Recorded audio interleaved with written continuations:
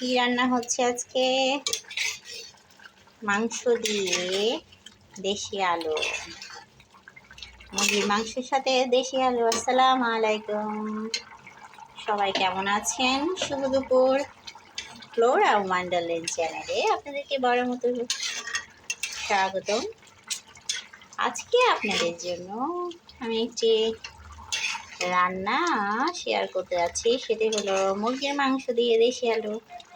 আলু একটু বেশি খাই এবং সকালে যেহেতু রুটি খাওয়া হয়, রুটির সাথে মাংসের আলু বেশ মজাদার থাকে, সেজন্য করলাম মাংসের আলু একটু বেশি দিয়েছি মাংসের তুলনায়।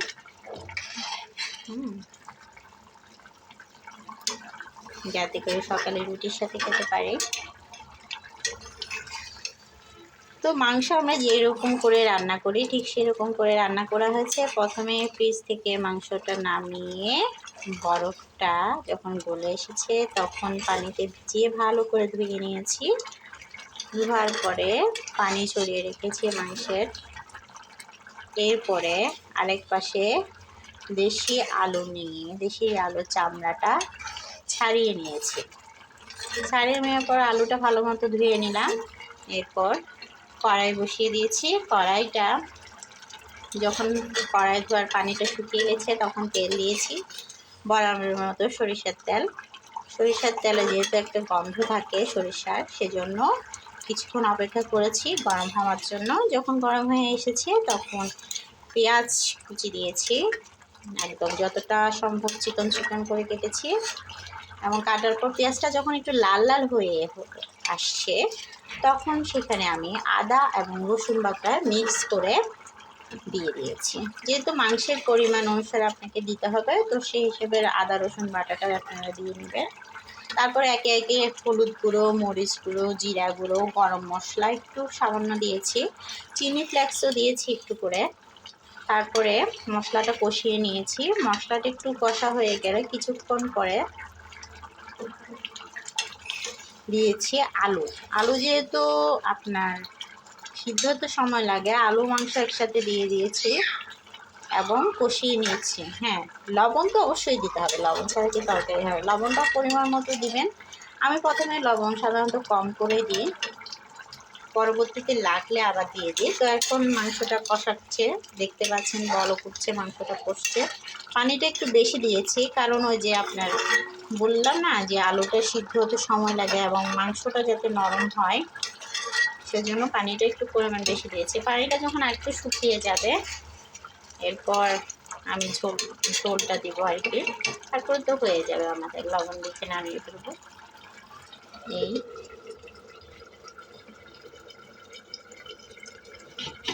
এই পাশে আমার বেবির জন্য খিচুড়ি করা হচ্ছে খুবই নরম করে। খিচুড়ি বললেও ভুল হবে, চিনি গুঁড়া চালের সাথে জাস্ট একটু হলুদ দিয়েছি, একটু জিরা দিয়েছি, একটু তেল দিয়েছি, লবণ দিয়েছি আর কয়েক টুকরো আলু দিয়েছি। আজকে ডাল দিইনি, মসুর ডাল মুগ ডাল কোনোটি দিইনি, আজকে ডাল ছাড়া খাওয়াবো। বেবিদের হচ্ছে আপনার মুখের টেস্ট এক সময় চেঞ্জ করতে হয়, রুচির যেহেতু একটা ব্যাপার স্যাপার থাকে। পানিটা শুকিয়ে গেলে নামিয়ে নেব। একটু নরম করেই করছি, বেশি নরম করে করছি, একদম ঠিক আপনার কিছুটা দুধ যেরকম পাতলা থাকে ওরকম করে আজকে করব। তো এদিকে এ পাশে দেখতে পাচ্ছেন আপনারা পানি অনেকটুকু শুকিয়ে গেছে, আরও কিছুক্ষণ শুকাতে হবে, তাতে করে মশলাটাও ভালো মতো আপনার মাংস এবং আলুর সাথে মিশবে। তা আমরা আবার ঢাকনা দিয়ে দিচ্ছি। পর্যায়ে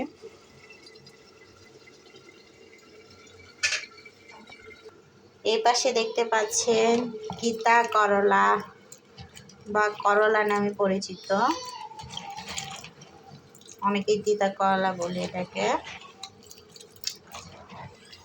তো এটা ভাজি করা হবে, এটা ধুয়ে নিব। এখন একটু ভিজিয়ে রেখেছিলাম, সবজি আপনারা চেষ্টা করবেন কিছুক্ষণ পানিতে ভিজিয়ে রাখতে। কাটার আগে ধুয়ে নেবেন এবং কাটার পরেও ধুয়ে নেবেন, কারণ জীবাণু থাকে সবজিতে। কিছুক্ষণ ভিজিয়ে রাখলে পানিতে জীবাণুটা চলে যায়। যেন আমি কিছুক্ষণ ভিজিয়ে রেখেছিলাম, এখন ধুয়ে নেব সেটা। নেটে ঝাঁকার নেটে গামলা দিয়েছে,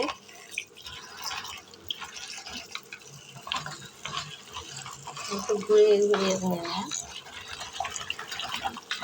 যেহেতু আগে ধুয়েছি এখন বেশি ধোয়ার দরকার নেই। ভিজিয়ে রেখে 2বার ধুয়েছিলাম, এখন 2বার ধুতে হবে।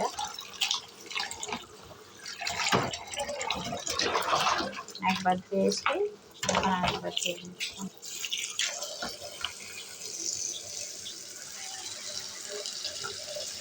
ধোয়া শেষ আমার। ঝোলের জন্য কিছু পানি অ্যাড করছি। একটু পানি দিব, ঝোলটা করে দেব। আবার ঢেকে দিচ্ছি। চুলাটা এবার একটু বড় করে দেব।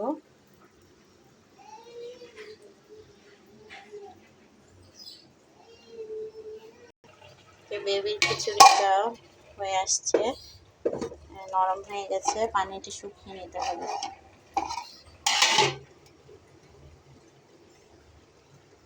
এ ফাঁকে আমরা চাল ধুয়ে নিলাম। 2জন মানুষের জন্য 2 পাট চাল।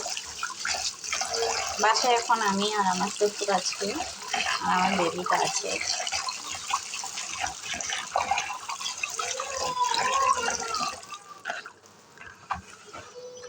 চালটা একটু পুরোনো, সেজন্য পোকা ধরেছে চালে।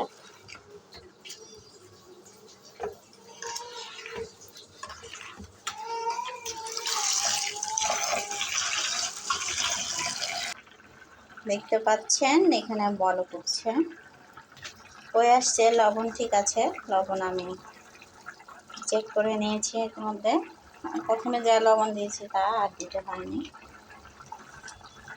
ঝোল একটু বেশি রাখছি কালকে যেহেতু খাবো রুটির সাথে। ধন্যবাদ ততক্ষণ সাথে থাকার জন্য। সবাই ভালো থাকবেন, সুস্থ থাকবেন। আল্লাহ হাফেজ।